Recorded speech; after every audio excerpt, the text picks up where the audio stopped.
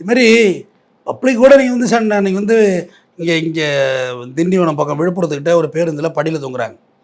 அந்த டிரைவர் வந்து படியில் தொங்காதையும் மேலே வாங்கன்னு சொல்லப்போ அந்த பையன் அந்த பள்ளிக்கூடத்து போய் ஃபோன் அடித்து அடுத்த ஸ்டேஷனில் 4 பேர் ஏற்றி அந்த டிரைவரையும் கண்டக்டர் அடிக்கிறான் நம்ம மாக்குன்னு. டேய் பொறுக்கி உன் நல்லதாண்டா சொல்கிறான் அவன். உள்ளே வந்து உட்கார்றா செத்து போயிடாதீங்களா படியில் கிடந்து வீலுக்குள்ளே போயிடாத வடிவில் சொல்லுவார்ல வீலுக்குள்ளே போயிடாதுன்னு அடுத்த ஸ்டேஷன் ஆள் செட் பண்ணி அடிக்கிறாங்க. அப்போ நீ படியில் நிற்கிறது கேட்பாங்களா?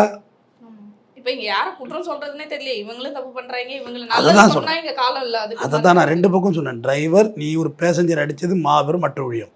அதுமாதிரி 4 பேர் சேர்ந்து ஒரு டிரைவர் அடிக்கிறது மாபெரும் அட்டூழியம். ஆக்சிடென்ட் ஆகிட்டு தான்மா அந்த டிரைவரை தொக்கா பிடிச்சி வச்சு உரின்னு உரிக்கிறாங்கம்மா. யார் வேணும்லாம் பண்ணலாமா? யதார்த்தமாக நடந்துருது. குறைந்தபட்சம் அவனே பார்த்துட்டு போயிருப்பான். சரி நான் நிறைய இடங்களில் ஸ்டேஷனில் கொண்டு இறக்கி விட்டு போவேன். ஆக்சிடென்ட் ஆகி எங்கிட்ட கூட ஓடிட்டு இருப்பாங்க டிரைவர். உட்காரு அது என் ஜீப்பை கண்டா விழுந்து வேற ஓடுவாங்க. நான் இருக்கு கையில் பிடிச்சிடுவேன். அப்படின்னா தொட்டை தொலைச்சிடுவேன். டிரைவரை சொல்கிறேன் கை வச்சா தொலைச்சி கட்டிடுவேன்றான். தைரியமாக சண்டை போடுவான். உட்காரு என் வண்டியில் உட்காரு. உன்னை அவன் என்ன பண்ணுறான்னு பார்ப்போம். என் வண்டியை தொட்டு இறக்கினா அவன் நடக்கிறது வேறு. வா பக்கத்து ஸ்டேஷனில் ஹேண்ட் ஓவர் பண்ணுறேன். வாங்கடா உங்கள் சொந்தக்காரர் நீங்கள் தானே வா எல்லாம் பைக்கில் வா. என் காரில் ஏற்ற கூடாது. அவனை நீ எதுவும் பண்ணிட்டு நான் மாட்டிக்கணும். வா கொண்டு போய் ஸ்டேஷனுக்குள்ளே உண்ட காரை மாக்கணும் உள்ளே விட்டு சார் அங்கே ஆக்சிடென்ட் ஆகிட்டு ஸ்பாட் அவுட் ஆகிட்டு இந்த இருக்கான் டிரைவர் ஒப்படைச்சிடுவேன். கும்பிட்டு குழுந்து அதுக்கு பிறகு அவங்க குடும்பத்தோடு எனக்கு ஃபோன் பண்ண டிரைவர்லாம் இருக்கிறாங்க.